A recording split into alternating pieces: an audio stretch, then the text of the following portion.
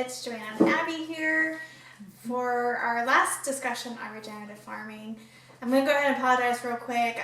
Both my girls are up, and I'm pretty sure there's going to be some distractions, but hopefully we'll get through this okay.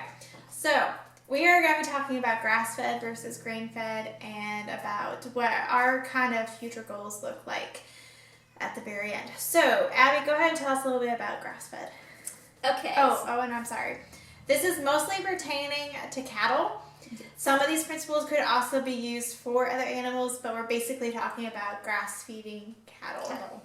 Yes. Okay, so I guess the first one I'll start off with is providing every cow with over 1,000 square feet of fresh pasture. 100,000. What did I say? You said 1,000. 100,000 square feet. Sorry about that. They require sunlight, water, and fresh air. They are regenerating the soil and sequestering carbon. Calves are normally left with their mothers for up to 10 months. They have a longer lifespan due to the natural diets that they eat, and then also space to exercise and stuff. I mean, aren't doctors and the health experts telling us to eat healthy and exercise? Yep. So we want that for our cattle. They produce meat that's higher in the anti-inflammatory omega-3 fats. They are grass diet cows with a balanced pH and a healthy gut function. They get a daily salad bar of medicinal forages to eat. They also are generally going to be harvested at locally owned operations that are open to the public.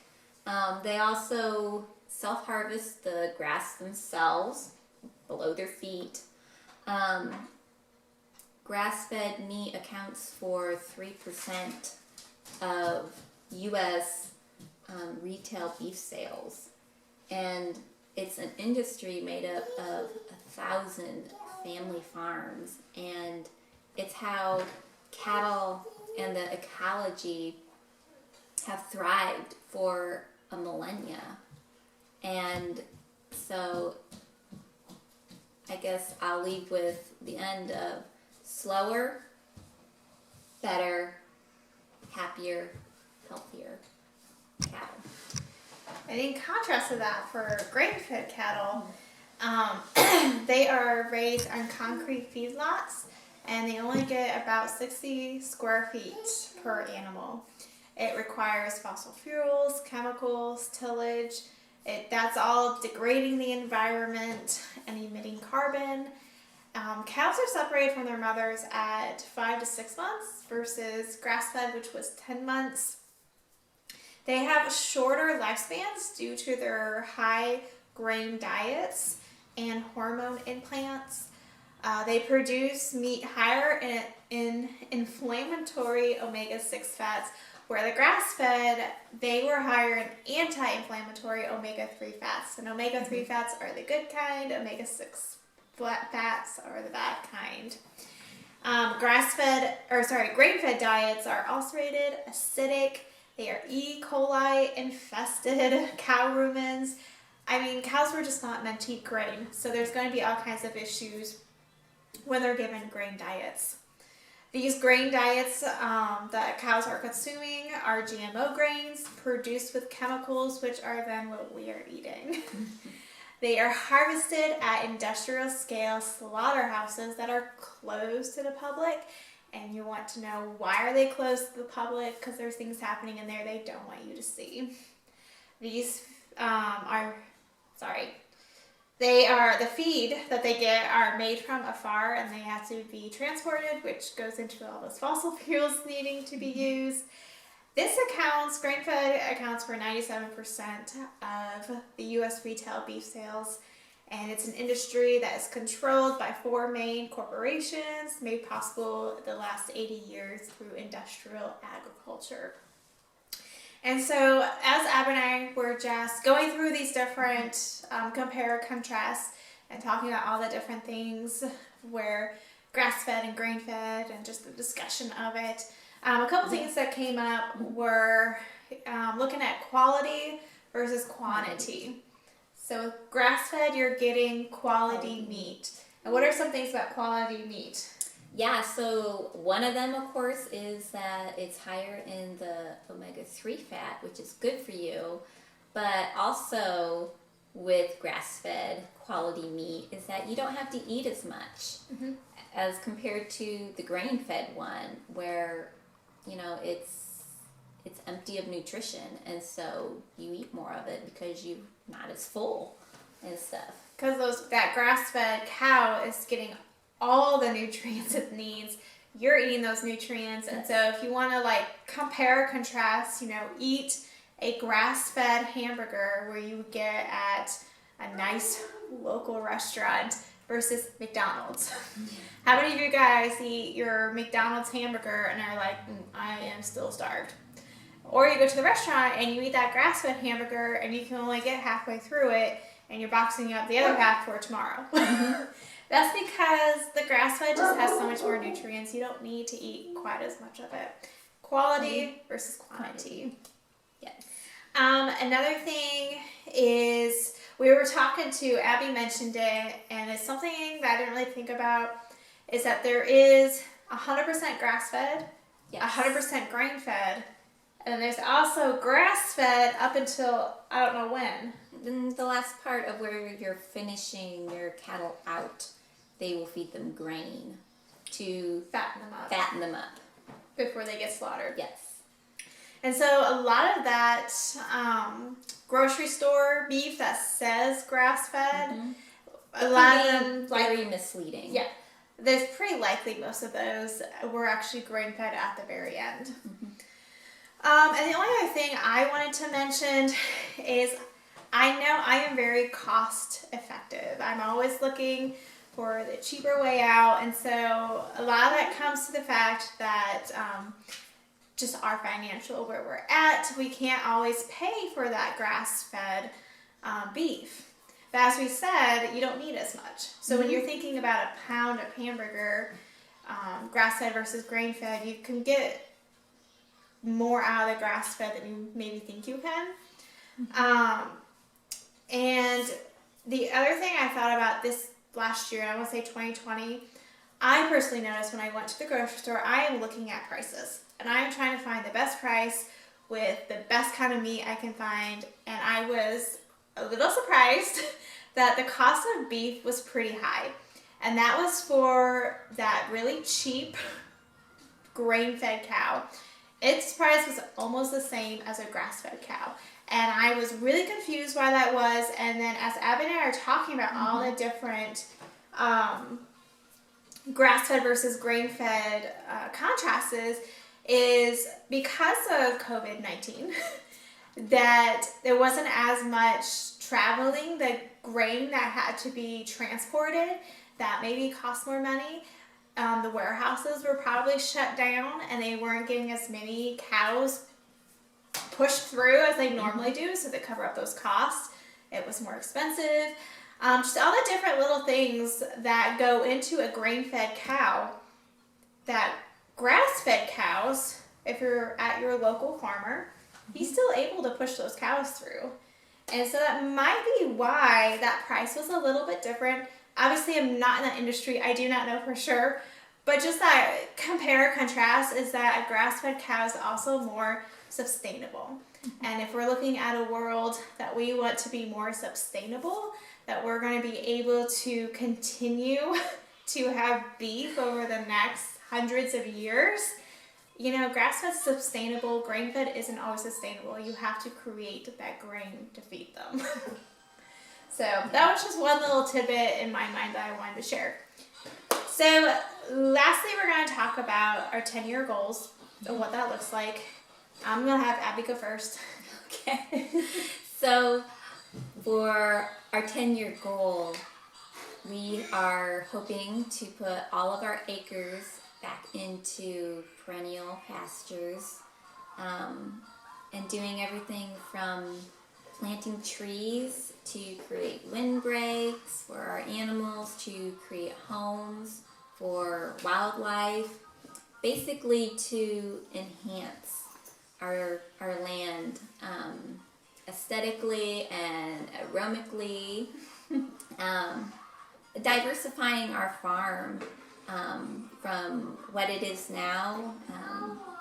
We will be adding this year chickens and sheep and cows, and in the future we hope to add pigs and maybe ducks and bees, even fruit trees and bushes, berry bushes and stuff, all to heal our land. And